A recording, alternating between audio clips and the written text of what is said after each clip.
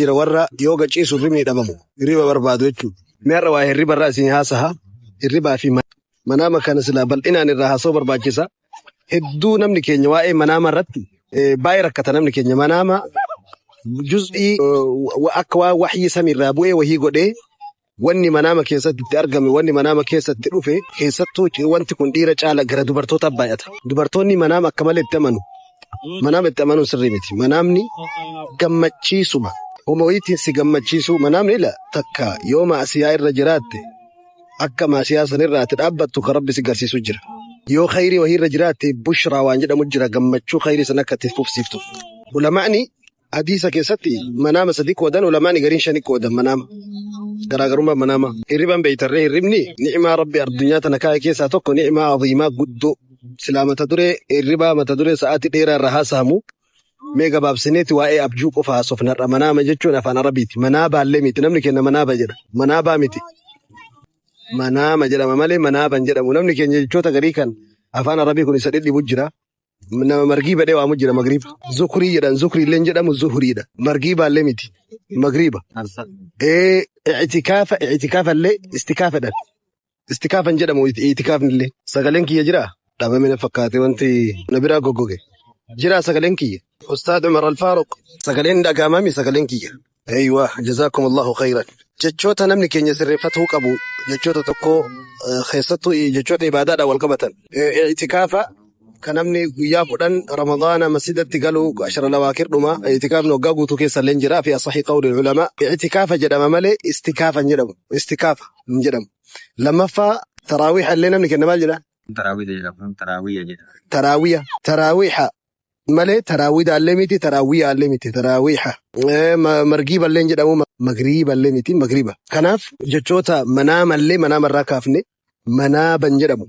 Manaama jedhaniin abjuu jedhama afaan arabii afaan oromootti abjuu jedhama. Manaamni akki qorattoonni jedhanitti abjuun haarisuun nawmi jedhama. Waardiyyaa hirribaati. Abjuun waardiyyaa hirribaati. Akka namni hirriba keessaa uma xixiqqoof hin dammaqne rabbi manaama waa namatti agarsiisa. Manaama san rabbi uume manaama keessa manaamni min caalamil ghaybi aalama ghaybaati. Aalamni kun lama. Aalamni tokko caalamu shahaadaa jedhama. Caalamu shahaadaa jechuun kanu keessa jirru kana. Caalamul ghaybi ka jedhamu immoo aalama fagoo jechuu ghaybi jechuun fagoo. Aalama nuti hin agarre. Garaagarummaan caalamul ghaybii fi caalamul shahaadaa waa afuri. Tokkoffaa caalamul ghaybi caalamul shahaadaa jechuun waan harkaan qabuu dandeessu. Funyaaniin foolii isaa fuunfatuu dandeessu arrabaan dhandhama isaa dhandhamuu dandeessu. Ijaan arguu dandeessuu fi sagaleedhaan dhagahuu dandeessitu caalamul shahaadaa jedhama. Isin galu jiraami. Caalamul ghaybii jechuun immoo wantoota qaamota amma lakkoofne kana jalaa dhukate ka ijaan hin mul'anne arrabaan hin dhandhamamne harkaan hin qabatamne sagaleen isaan dhagahamne funyaaniin hin ulatamne caalamul ghaybii jedhama. هذا هو الفرق غرغرمان إساكن لما وني عالم الغيب في عالم الشهادة الدباسو عالم الغيب اتأمنون صدركانا أجري اللي واجب اللي عالم الغيب ربي مؤمن توتا سورة بقراج القبر رتي وني التنفار سماني الذين يؤمنون بالغيب ويقيمون الصلاة ومما رزقناهم ينفقون آيان سن عبادات سدي ولكبد عباداتك عبادات قلبي أقلي Ibaadaa qaamaa fi ibaadaa qabeenyaa. Ibaadaan aqli tirarraatu waan gayba tirarraam. Fakkeenyaaf arkaan islaamaa fudhaa. Arkaan islaamaa, arkaan imaanaa, arkaan ihsaanaati. Arkaan islaamaa 5, arkaan imaanaa 6, arkaan ihsaanaa 1. Arkaan islaamaa hundi waan qaamatti tirarramu. Shahaadatayniin ati jettu qalbiin jetta, qalbii yaaddaa arrabaan jetta lachuu qaama. Hojiidhaan mirkaneessita qaama.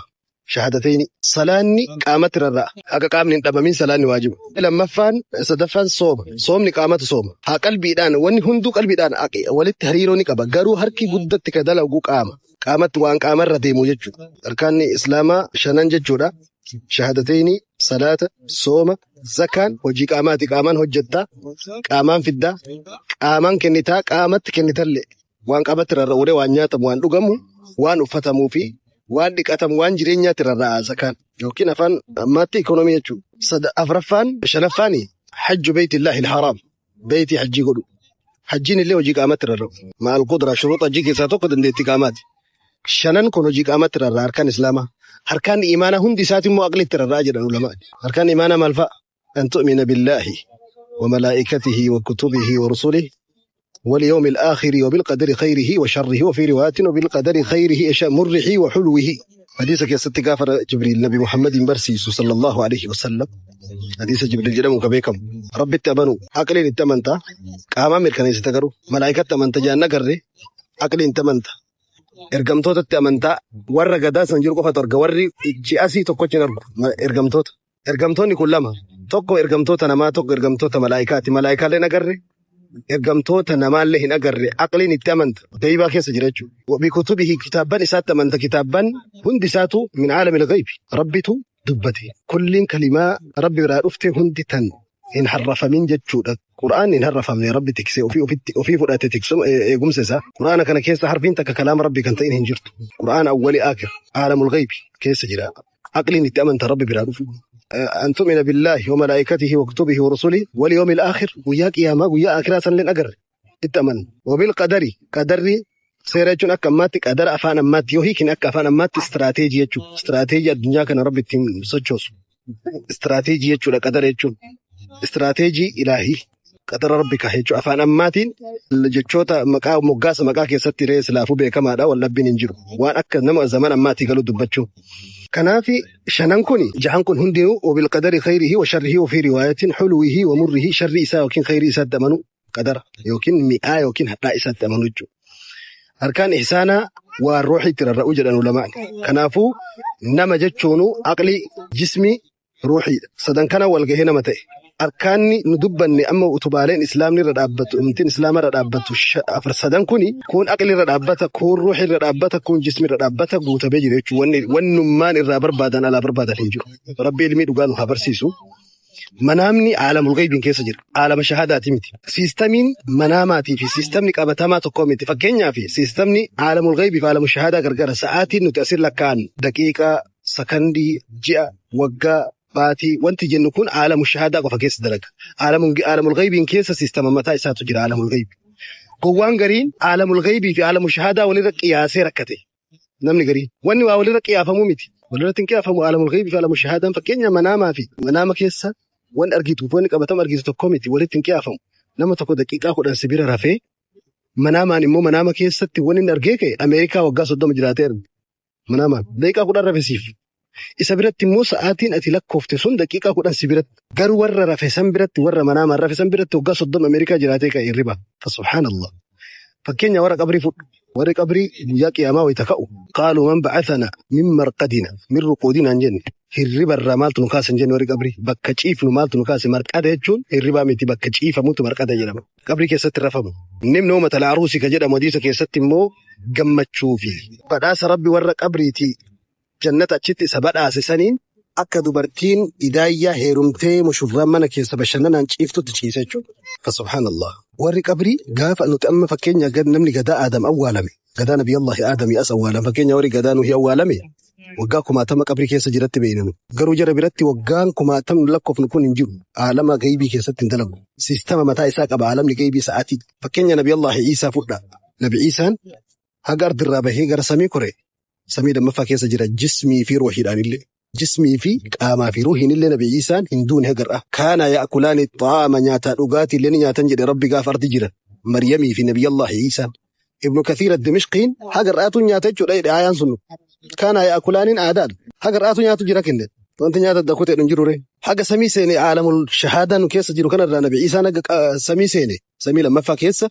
كروجاكم لمات آخر الزمان هندي بنص من القرآن وبأحاديث متواترة حديث متواترة نبي محمد الرافع حديث جرى إب جهاد ولك أبو العلماء حديث جرى إب جهاد حديث مهدي متواتر صحابة جرى إب تقولت كباس حديث النبي دفانس نبي الله عيسى صحابان قفت جرى إب تقولت كباس متواتر كان كيجيب سيزون سرميتي أبدا ندند أمو قبله كناف نبي الله عيسى لما جاف وجا كم لما أول جاف آخر الزمان أرض الدبي وأمرين أساسا وجا صدام سدي وجا طربق فجرات ولي قال لسا وجا أفرطم أصو أمرين أكن أرض الرلك عالم الشهادة نكيس جرو كان كلك أمته سلا نبي عيسى قات دلومي بوتوتي وجا كم لما أول قوي سمي كيس جرها قرأت silaa bututee jaarsa ta'e yookiin waan biraa fakkaata akka siistama aalama shahadaa nu keessa jirrutti jechuudha. Sinigalu jiraami. Kanaaf aalamul ghaybii fi aalamul shahadaa akkamiin irra qiyaasee namni sifaata rabbii keessa seenee sifaata istiwaa ilaahii keessa seenee arshiin asii taa'ee arshii tan ofii akka sammuu isaatti karoorsee arshii yoo akkana jiraatti rabbiin akkamii jira ta'a keessa akkamitti waan isin galchine keessa seenan walirratti waan qiyaafamu miti manaamaa fi zaahirri walitti hin qiyaafamu nama tokko rafee nama lama wal bira rafa tokko tumamee dhukkeen irraa ka'ee caccabee bututee wayitirri baa ka'u nagaa qabu. Asumatti keessa biraan ciise immoo ni'imaa keessa taa'ee jannata keessa deemee bashannanee kaan nyaatee kaan dhugee wayitirri baa ka'u kan biraati. Jarri lachuu waan gargaraa keessa turan aalama adda addaa keessa. Atiin bira teessee ilaaltu nama rafu isaa tumamu yoo argite inni achi keessaa laalatu jira dhukkubu jira miidhamu jira. Akkaabamee affanamee tumamu.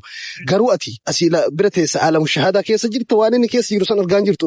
Manaamaa fi zaahirruu walitti madaalamu. Aalamul ghaybii fi aalamu shahadaa walitti madaalanii mataa wal dhukkubsuuf wal madaalu miti. Kanaaf aalamul ghaybii fi aalamu shahadaan siistamni sa'aatii isaa gargara akkaataan teessuma isaa gargara akkaataan adeemsa uumaa rabbiin itti uume gargara waa walitti madaalanii miti.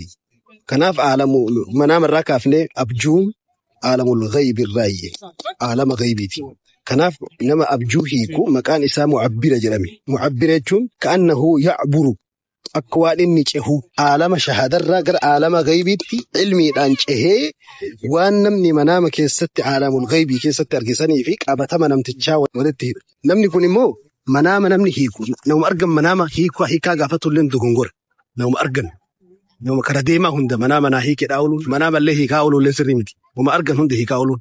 Manaama sadi qoodate wal magala cuunfi. Tokko ru'yaa jedhama. Abjuun sadi qoodama. Tokko ru'yaadha. Tokko immoo hulmii jedhama. Tokko immoo hadiithun nafsi jedhama. Sadanuu Nabi Muhammad hiike sallallahu alaihi wasallam. Ru'yaan wanni hamilee nama tolchu. Qalbii nama gammachiisu. Gammachuu namatti naqu hundi isaatu Rabbi biraa dhufa jedha Rasuulli. Wanni hamilee si cabsu, si sodaachisu, si rifachiisu, abdii si cabsu, abdii si harkaa dukkaneessu hundi isaatu eessaa dhufa? Shayxaana irraa dhufa. Sadaffaan maali? Waan guyyaa yaadaa oolte, waan guyyaa dalagaa oolte, waan guyyaa irraa yaaddahaa oolte manaama keessa ka argitu sun immoo hadiithun nafsi yookiin immoo gabaasa yookiin sossoba hasaasii nafsiin sitti hasaastu. Kana qoodama manaamni. Manaama gaarii qofa hiikatti barbaadan. Manaama sharrii, manaama fokkataa wayitti argite waa shan dalayda jedhan lamaani waa shanan keessaa tokko illee dalayda gahaadha. Waa shan goota yoo manaama fokkataa argite abjuu fokkataa hirriba keessa dhufee abjuun fokkataan si dhufe shan goota. Tokkoffaa hirribaa wayita dammayte a'uudhu billaahi mina shayxaanir rajiim jettee bitaa keetitti yeroo sadii biifta. Biifta jechuun tuttufu hancufa xiqqaadha. Lammaffaa ciisinsa gara itti ciiftee argite san irraa gara galta ciisinsa. Siistama qaamaa waa sirreessu qaba ciisinsi sun. Iccitii Rasuula Rabbiitu hima sallallahu alaihi wasallam. Bakka ciiftu san irraa dirra gara galfatta. Lama sadaffaa yoo dandeesse kaatee raka'aa lama salaatta. Laannahu shayxaanni waan hamilee nama cabsu waan fokkuu yoo itti nama agarsiise waan fokkattu qalbii nama cabsu biree shayxaanni. Liyuhzinakum sirrifachiisu fedha Rabbi. Yoo salaatte immoo wanni solachumaan daaraa harkaa ta'a. Sadihi afraffaan manaama fokkataa namatti himuu dhabu. Manaama san nama jaalatte ta'e jibbite ta'e manaama fokkataa agarraan abbaa tokkotti ni himtu. Sadaffaa inni shanaffaa manaamni sun na darara jettee mataa kee keessatti yaaduu dhabu. Homa tokko sin godhu. Manaamni bubbeedha qilleensa homa tokko nama godhu. Manaama namni waan ta'u. Shanan kana goota wayita abjuu fokkataa argite. Abjuu gaarii wayita argummoo namni hadiisa keessa Rasuulli Rabbi sallallahu alaihi wasallam maal jedhan abjuun gaariin kooluu simbirree lamaan irra jirtii akka abbaan wayita waan hiikamerre buutii jedhe Rasuulli. Waan hiikamerre. Kanaafi nama jaalatan waan hiikamerre bu'aa jedhama namni gaariin. Hedduu waan hiikamerre bu'a. Qadaruma Rabbiiti kunillee. Yoo Rabbiin qaddariin hin bu'u. Yoo Rabbi qaddare qofa. Qadara Rabbiitiin alwanni bahu tokko hin jiru tokko fa'aa itti tamanuu qabdu. Kanaaf manaama gaarii wanti ati nama jaalattu nama si jaalatu beektu qofatti himi jedhamee fi manaama bareechee si hiika.